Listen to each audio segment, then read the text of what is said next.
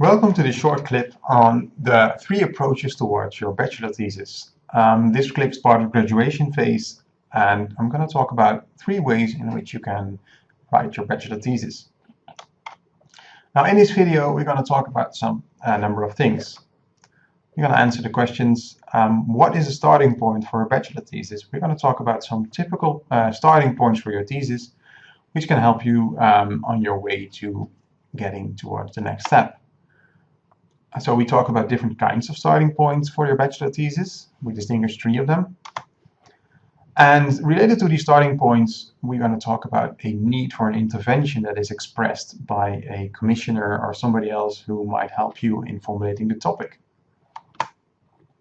And the result of that starting point, the need for intervention, is that you can decide what type of bachelor thesis or what kind of thesis you can write. Now, why is this so important? Well, at our academy, the bachelor thesis comes in 3 flavors. We have 3 types of bachelor thesis, namely the advisory report, a design report, or you can write a business plan.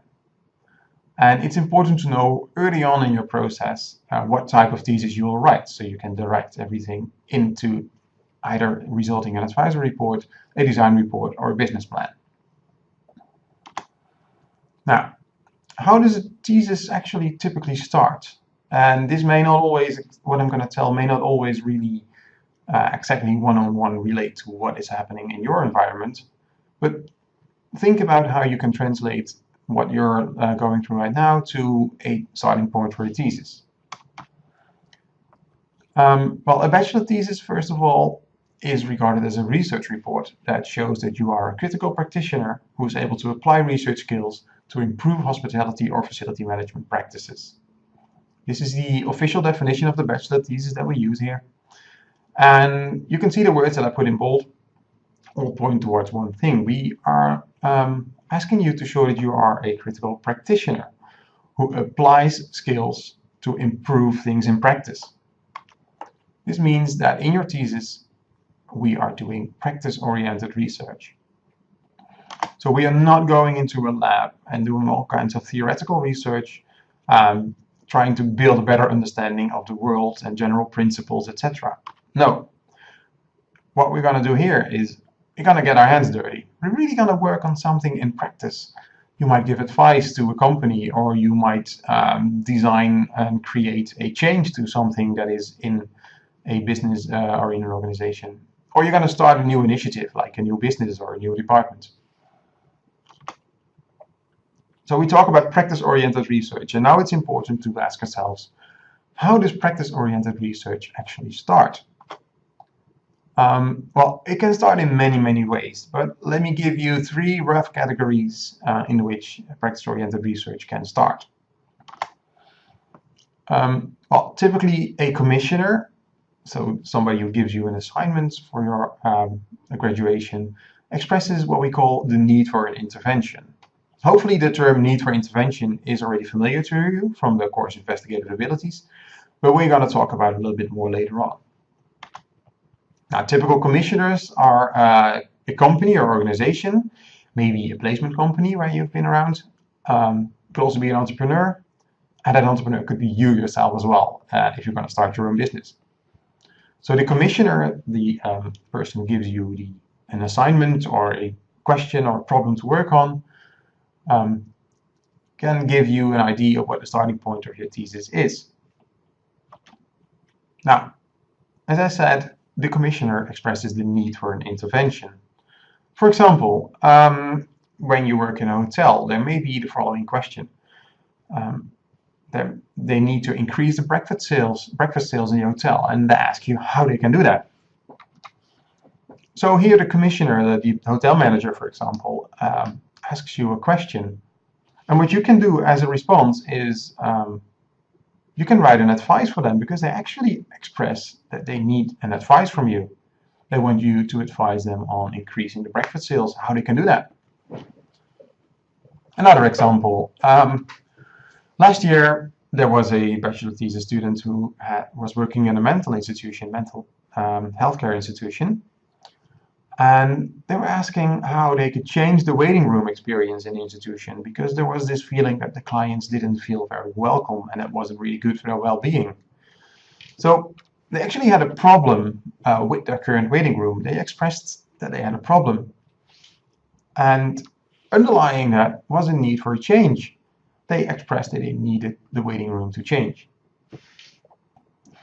Another example is maybe somebody has an idea, an exciting new idea about a more sustainable and ecologically responsible food concept for schools.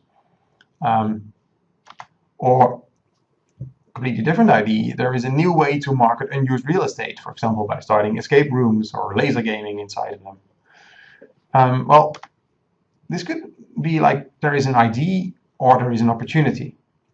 And underlying that idea or that opportunity is, well, the need for a new initiative to be started, like a new business or a new business model. Now, let's look at this from a slightly different perspective. Your thesis has a starting point in which the commissioner or an entrepreneur, or maybe yourself, expresses the need for something. And your task is to respond to this need in a particular way. We've seen different starting points, and the first one we talked about was the problem. Could be that the commissioner has a problem and expresses the need for an advice on addressing this problem, or a proposal to improve something that solves the problem. And you can respond to this need by writing an advisory report for the commissioner. It could also be that everything starts with a question.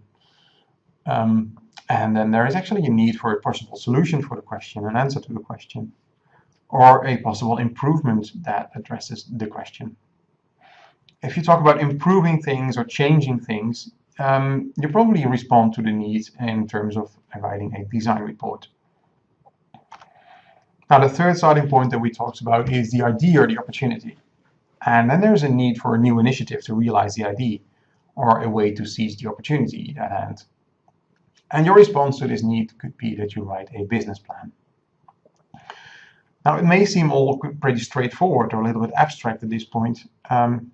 And in practice, things may be a little bit more complicated, because it's not always easy to draw the lines between these typical starting points and the need that is expressed and your response to this need.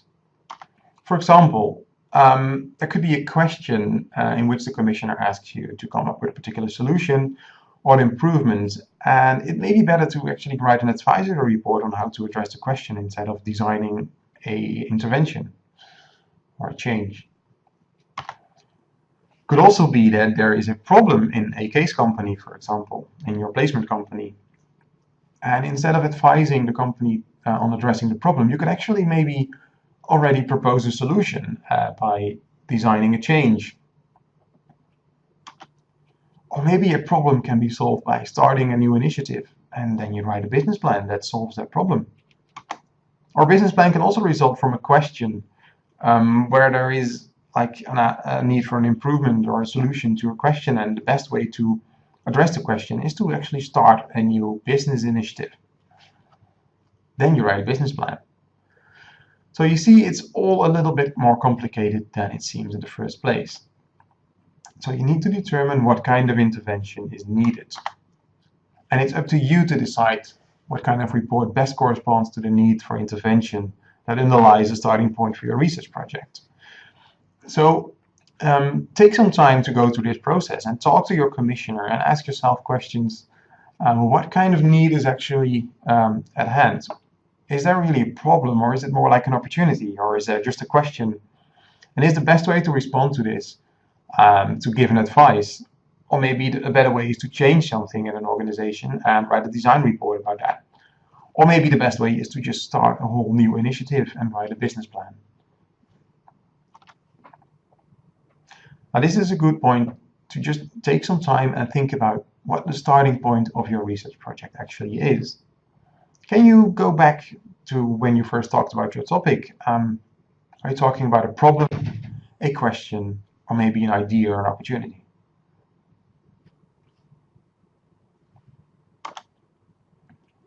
Also ask yourself now, you know what the problem, question, or opportunity is that underlies your thesis. What kind of intervention is actually the best way to respond to that? Would it be best to write an advisory report, or maybe a design report, or a business plan? And why do you choose one over the others?